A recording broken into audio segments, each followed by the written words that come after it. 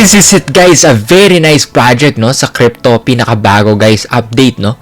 Polkadot 2.0 na. Okay? Guys, from Polkadot 1.0 may Polkadot 2.0 na. Ngayon sa mga nagtatanong, Boss Tanjo, ano ba yung Polkadot na yan? Okay, explain ko ng madali no para maintindihan nyo. Alam nyo naman ako, high IQ ako. So, naiintindihan ko to kahit komplikado, pero explain ko kung bakit okay dito. First of all guys, ang Polkadot, sa mga hindi nakakaalam no, protocol to na nagko-connect sa blockchain at meron silang token na DOT. Okay? So, kung titignan nyo mamaya, explain ko ano yung difference ng Polkadot 1.0, pero dito muna tayo no, sa Polkadot 2.0. Okay? So, yung founder dito, si Mr. Gavin Wood. Okay? So, siyempre meron akong picture ni Mr. Gavin Wood. So, yan siya. Okay, guys? At mamaya papakita ko rin yung speech niya. Pero just to give you an idea, guys, mag-change yung way na yung Polkadot mag-assign na resource. Okay? So, nagkaroon ng event sa Copenhagen kasi dati guys, yung Polkadot 1.0, nakakapasok lang yung mga sobrang big time. I'm talking about hindi lang 100,000 millions dapat yung pera mo sa bangko of dollars para makapasok ka. Ngayon, yung Polkadot 2.0, nakakapasok na no? Kasi dati by auction lang. Auction, highest. Auction. Ngayon, iniba nila. Okay? So, kung wala, may $50,000 ka, pwede ka na pumasok dito at pwede ka na mag-buy, no? Ng blockchain space, no? Ng block space, I mean. So, kung titignan nyo dito, okay? Ang maganda dito, guys, yung list-based model of Parachain, iniba nila to a more pay-as-you-go model. Okay? So, of course, yung Parachain, yan yung nagbe-bring ng scalability to blockchain technology para maging decentralized. Okay? Just to give you an idea. Okay, guys? So, kung malino po yung mga sinasabi ko, okay? And kung bakit okay pumasok ngayon, no? Talagang support natin yung community nila. Kung titingnan nyo dito, nag-a-adapt ng Web3 frameworks. Okay, kung developer kayo, yung ecosystem, ma-achieve nyo nga, no? So, as you can see, this will be achieved as an auction, no? And pay-as-you-go model with a fixed price. And so, ganito na siya, no? How cores are currently assigned ngayon. Ngayon na to. Long-term leasing. Okay? So, in the future, putting it all together na siya. So, ito na yung table, guys, no? Just for you to have an idea, yung kaninang pinakita ko. Okay? So, at least aware kayo na may core time allocation siya. So, before, guys, yung 1.0, slot leasing siya. Ngayon, tradable and accumulative asset na. Okay? So, before guys, yung 1.0, fixed tenure, 6 to 24 months. Ngayon, fluid and customizable na yung block time. And then yung access sa Parachange, granted for a specific slot dati. Ngayon, purchasable na, nabibili na. Okay? And of course guys, may block time yan. Okay, saleable na yung block time niya. So, talagang big deal, no? Especially kung gusto mong bumili ng block space. Okay? Kung developer ka or, diba, magaling ka sa crypto, sa blockchain, no? And procurement methods, no? Slot leasing through auction dati. Ngayon, bulk acquisition and instant purchase sa Polkadot 2.0. And then, of course, yung mechanism, no? Core time is fixed and non-transferable. Ngayon, core time becomes a tradable commodity. So, natitrade na siya, mga boss, no? Ito na talaga. And same time, flexible pa.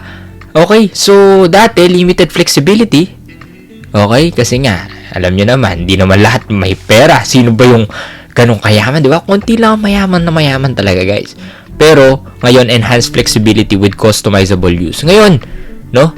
So, yung design talaga, of course, marireduce yung token lockup periods. And of course, kakaroon ng paradigm shift din, no?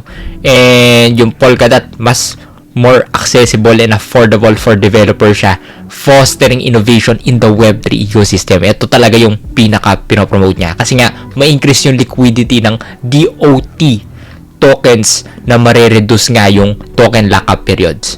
Okay, so yung main components nila, no? Tandaan nyo guys, yung Parachains, sinabi ko na nga, it stands as parallel blockchain that represents the various layer 1 projects building in the Polkadot ecosystem.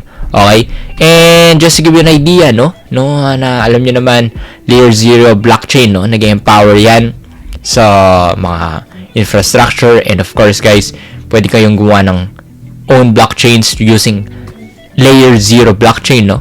And of course, cross-chain interoperability. Alam nyo naman, pag cross-chain, mas maganda. Okay? From Ethereum to Binance Smart Chain blockchain, I mean. So, talagang marami nang nagagawa. And of course, meron din proof of stake dito, NPOS, and of course, yung native token, yung DOT token talaga nandito. And talagang grabe yung future ng DOT, no? Malaki talaga yung future na ginawa nitong founder na to. Pakita ko yung nagsasalita yung founder, no? Ito siya. So, yun si Mr. Gavin, no? Kung titingnan nyo, guys, okay, very detailed talaga. Pwede nyo panoorin yung video, no? Pero just to give you an idea, yung sinabi niya dito, okay, yung parachains, okay, likely to have base rate, and of course, guys, marami na improvements, no? Mas affordable, mas efficient, mas accessible. Yun yung term, accessible. Mas accessible ngayon yung Polkadot kumpara dati. Na talagang sobrang big time lang nakakakuha. Ngayon, kahit mga developers pwede nang sumali. And of course, dati, di ba? Yung mga nakaka-auction, yung may pera lang ngayon, pwede na. Basta't may DOT token ka, napapakita ko kung bakit okay. And kung titignan yung developer nagsasalita, no? So, talagang legit, no? And of course, mas maraming ang transaction bandwidth. Okay, lower costs when you don't need. And of course, guys, potential for high performance, no? And guys, kung titignan nyo dito yung Polkadot evolution model, no? Ito yung pagkakaiba. Okay, para at least aware kayo. Okay, so, pakita ko sa inyo, guys. So, yung alternate name, yung Polkadot Relay Chain, naging Ugly Polkadot.